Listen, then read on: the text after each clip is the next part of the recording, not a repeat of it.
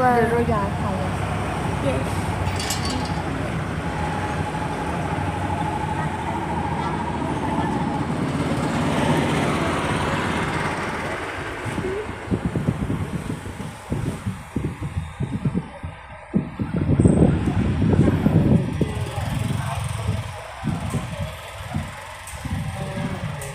Bạn ơi, cho lại đi.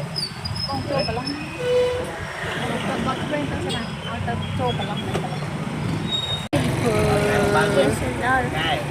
Đó đã thì mình phải lô bật bật quên và đó là chính ra. Đó để đi tới nữa. Đó nó lại bật quên.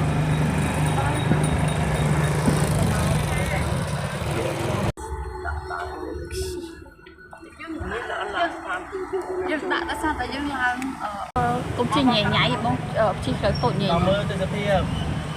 Cool.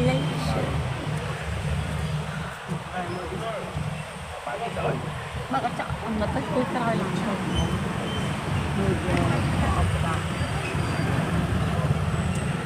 Here, okay, here is the. Cái này con cuối rồi chứ nói. Nhâm ốc cục bế lên. Oh, you can show the street food. Biển ơi. Okay. Nhâm thôi cho lặng màu. Nên ấy cái gì? Easy. Còn tao đi sang đi.